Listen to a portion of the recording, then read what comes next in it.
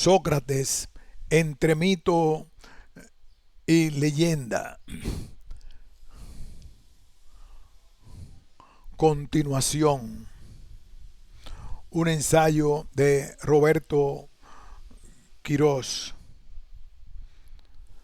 Solo de paso y brevemente, para no desviarnos tanto, recordaremos que sobre ese mismo Sócrates que nos retrata casi cinematográficamente Platón, en medio de tantas circunstancias cotidianas, se han dado diversos puntos de vista. Unos que lo ven como un racionalista profesional, un espíritu apolíneo en extremo, por ende culpable del desequilibrio con lo dionisíaco, tal como lo vería Nietzsche, y como el gran burlón o ironista que acaba en nihilismo, según lo llama Kierkegaard. La pregunta clave, teniendo en cuenta esos dos juicios, sería: ¿Sócrates es solamente eso, un sofista de la razón que siembra sombras y aporías y que niega toda realidad intelectual con sarcasmos?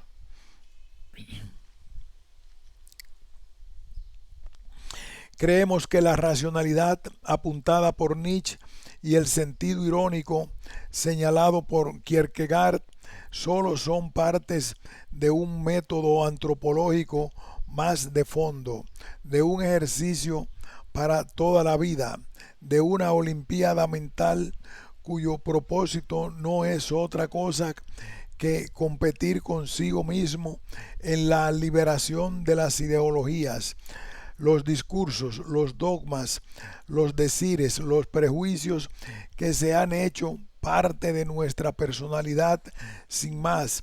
La razón bien entendida es una depuración, un estado de catarsis socrática y no el fin en sí, porque si la razón o la racionalidad fueran la finalidad de ese Sócrates parlachín, esto supondría instituir un logos normativo, establecer definiciones sacrosantas, pontificar acerca de la verdad humana. En cambio, lo que Sócrates preguntó hace, en cambio, lo que el Sócrates preguntón hace es más bien empujarnos por medio de la aporía a un acto liberador, dejándonos suspendidos en el vacío racional. Más allá de la racionalidad de la ironía señaladas, lo cierto parece ser que el juicio de Sócrates tiene un significado duradero, imborrable, aleccionador, a modo de prisma cercano. Sabemos que los jóvenes en general no se dejan corromper, no toleran la corrupción de los adultos convencionales, y eso es lo que genera en los colegios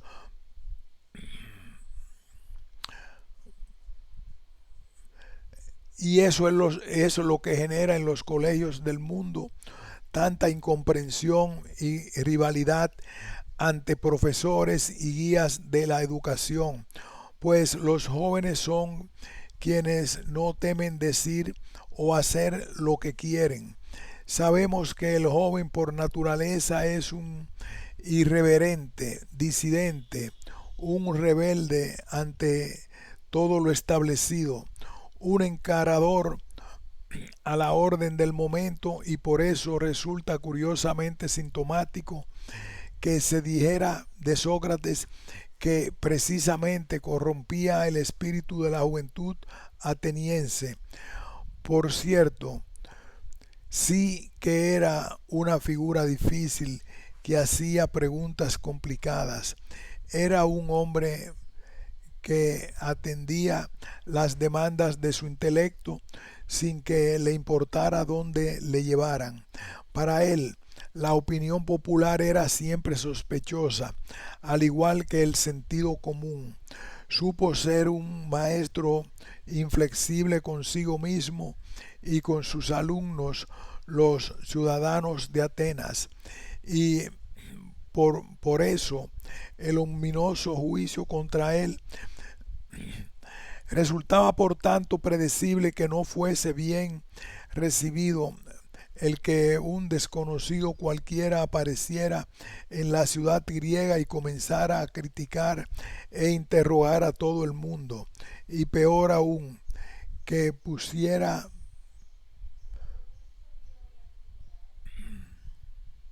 resultaba por tanto predecible que no fuese bien recibido el que un desconocido cualquiera apareciera en la ciudad griega y comenzara a criticar e interrogar a todo el mundo, y peor aún, que pusiera en situación de incomodidad a quienes ostentaban el título del conocimiento o de ser una autoridad de la palabra. El diálogo socrático, la puesta en escena de sus reiteradas preguntas y respuestas que otra vez pasan a ser cuestionadas, acaban por agotar y desesperar al interlocutor, el que finalmente acaba por dar un golpe de puños en la mesa y se retira indignado. La dialéctica de cuestionarse a sí mismo y de asumir la propia ignorancia con tal honestidad no parecía algo tan normal en el contexto de la polis griega. Tuvo que ser un acto temerario, una osadía que parecía rozar lo insoportable para el grueso de las convenciones y normas fáciles de una sociedad ya establecida. Más que todo intelectual o filósofo, Sócrates debió ser visto como un hombre sospechoso, con, como, como sofista, como un charlatán burlón, un preguntón insoportable, y eso fue ganado, eh, y eso fue ganando adherentes. El hecho de que su el hecho de que un hombre piense es siempre algo peligroso, un acto censurable y poco permitido por la sociedad. Esa apertura hacia el diálogo y esa dualidad de preguntar e ignorar a la vez son los elementos que le proporcionan al camino socrático una actualidad filosófica inagotable. Sócrates es un intelectual, y un intelectual no se no se dispone a tener siempre a mano una respuesta. No es un hombre de respuestas ni tampoco a la caza de respuestas.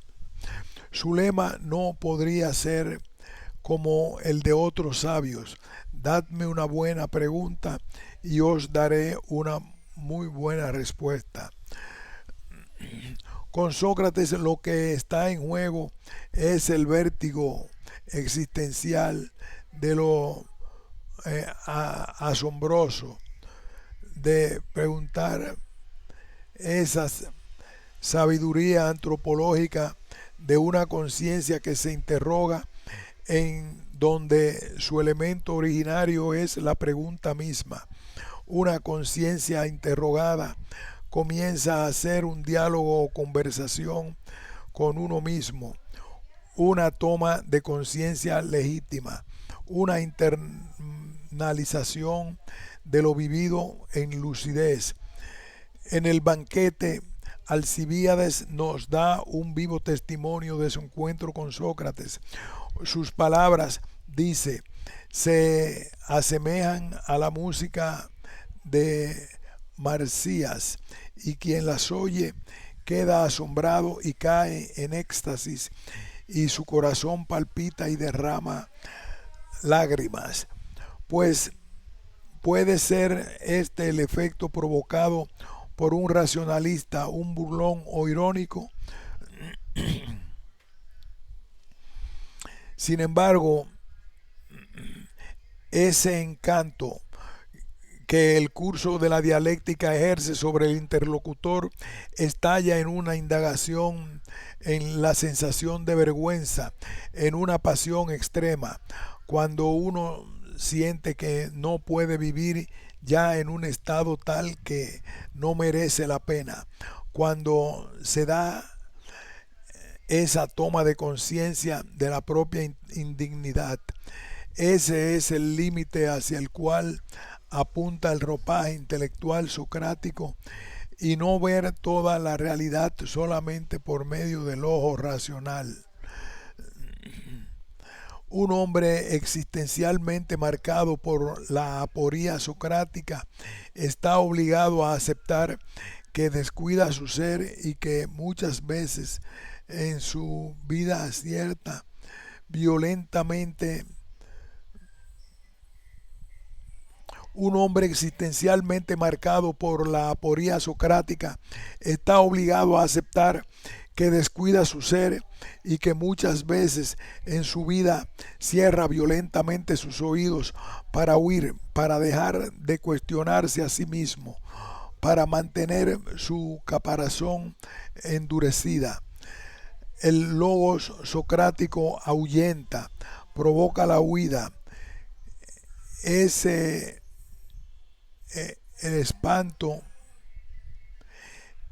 ese es el espanto, un espanto más que racional, recorriendo las calles de Atenas. Quien tuviera ese encuentro existencial con Sócrates, el filósofo andrajoso, huye, se escapa como alguien que se aleja del canto de las sirenas, porque no soporta permanecer bajo las órdenes de esta confesión y confusión, hacia la cual no precipita su diálogo con Sócrates. Con su notoriedad pública, con su juicio público, con su legado humano, con el recuerdo de sus conocidos alumnos o discípulos conocidos, cabe preguntarse sobre qué pudo ser Sócrates un profeta. Profeta de la razón, de la duda, de la moralidad y las costumbres, o bien del temor o la ley. Como ciudadano ateniense, consideraba su deber advertir a cada cual del mayor mal moral que conocía,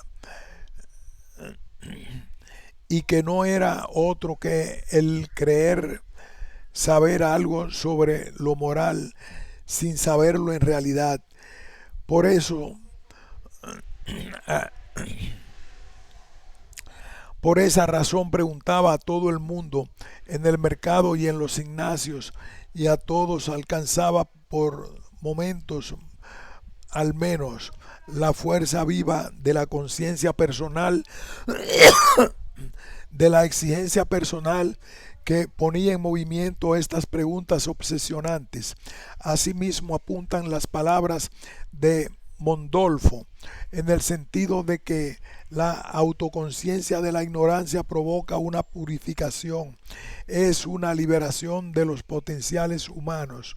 En tanto, autoconciencia de la ignorancia provoca una purificación, es una liberación de potenciales humanos, en tanto que Sócrates cree ver que existe una ignorancia que es el peor de todos los males humanos, a saber, la que no, a saber,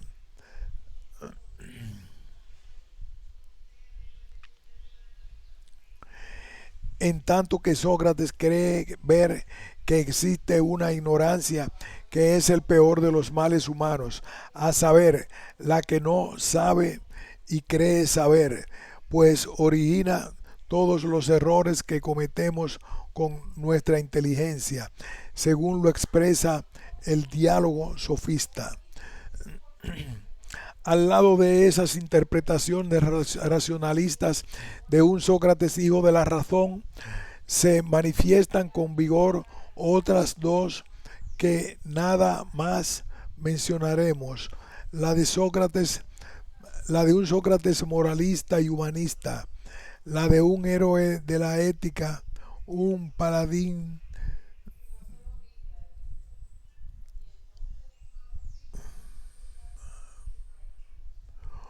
una interpretación.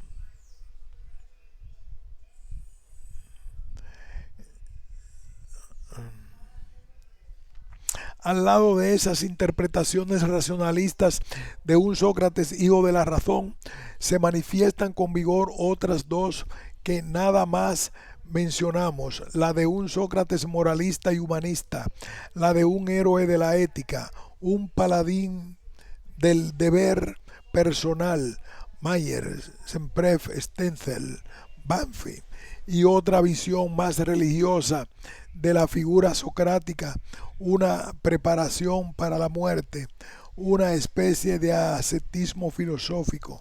Burne, Taylor, Chunchi, Fourier y Jäger. La preparación para la muerte, una especie de ascetismo filosófico. La antítesis de visiones entre un Sócrates guiado por su demonio, por su misión oracular, y otro Sócrates, hijo de la razón, tiene cabida en la irradiación de su personalidad, comenta Jäger, pues la anfibología tiene que residir necesariamente en la personalidad misma de Sócrates, que lo hace susceptible de esta doble interpretación.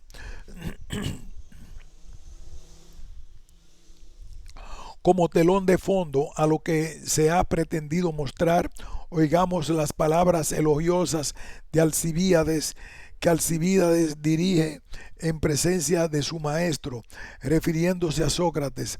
Nos confiesa que efectivamente cuando le escucho al maestro callejero ateniense, mi corazón palpita mucho más que el de los poseídos por la música de los coribantes.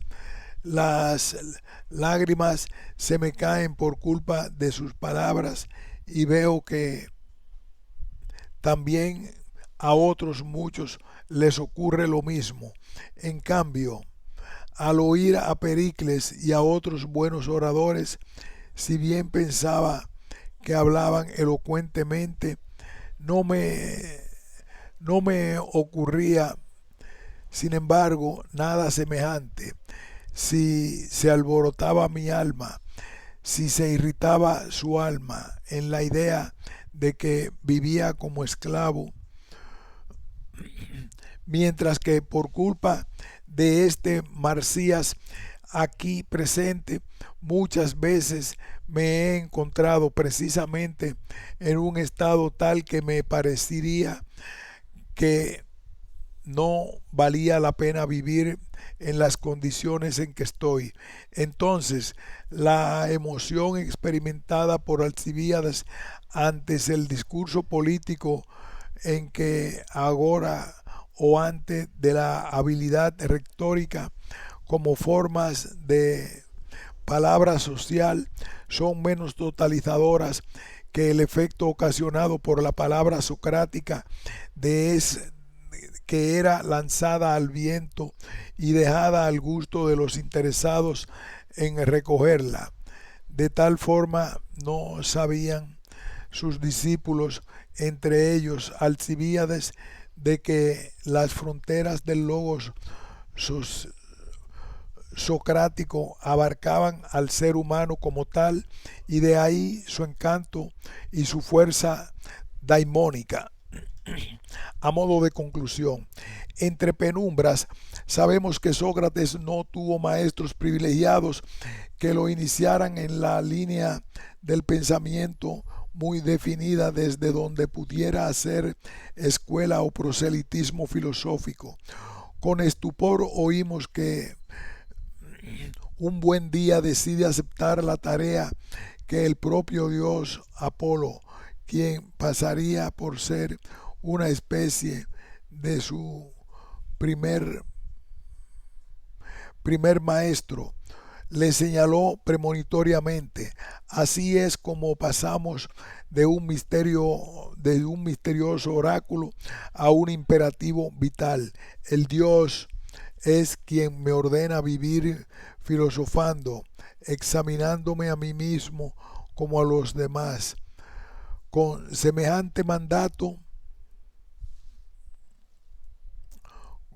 cuesta Sócrates se tenía que sentir obligado a ser pionero y crear un espíritu intelectualmente crítico que lo hizo ver como un incomprendido por la sociedad y luego como un suicidado por ella misma, como el de como el de todo pudiente, como el de todo pionero. El pensamiento de Sócrates adolece de las insuficiencias propias de quien debe comenzar casi desde cero, no pudiendo contar con un maestro que lo inicie en la disciplina que va a desarrollar. Sócrates intentó con todas sus energías superar la concepción sofista del éxito como virtud suprema. Según lo anterior, Sócrates pretendería enfatizar que una vida sin examinación, sin crisis, sin una búsqueda meritoria, sin una segunda vuelta existencial dramática, aporética, no puede convertirse en una especie de luz de libertad y de pensamiento. El camino es el diálogo consigo mismo y a veces el logos de los otros. Es una experiencia que se vive en primera persona y no un pasivismo de que otros piensen por uno. No es la heteronomía o la heurística de aplastar eh, de aplastar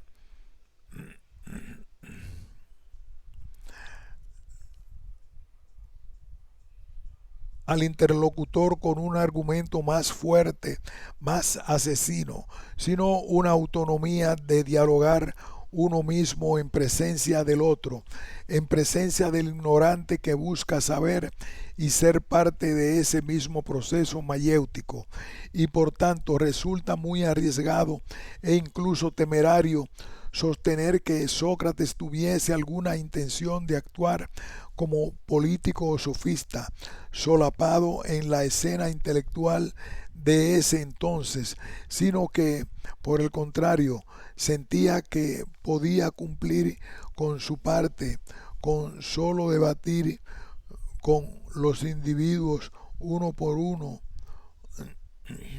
o en pequeños grupos, y es el propio Sócrates quien se encarga de explicitarlo. No sé presentar en apoyo de lo que digo más que un solo testigo, aquel con quien mantengo la conversación, sin preocuparme de los demás, y tampoco sé pedir más voto que el suyo. Con la multitud ni siquiera hablo. Por esas vueltas de la vida, Sócrates tuvo la feliz ocurrencia de hacer de la filosofía estado de crisis o una ascesis de la controversia consigo mismo, o en fin, el llevar a cabo la filosofía fuese una crisis vital y existencial que pone en tensión los resortes ocultos del pensamiento humano y que, por cuyo esfuerzo, el hombre aprende algo de sí mismo y eleva su mirada de la caverna mental. Si las palabras pudiesen conectarse en una misma vida, se diría entonces que la labor de Sócrates fue la de proseguir una paideia de conciencia para humanizar la convivencia política en una polis, finalmente un educador de las conciencias, un pedagogo que se jugó la vida con la verdad, y por eso fueron tales sus palabras cuando lo compararon con las pretensiones sofistas de la educación pública. Hermoso,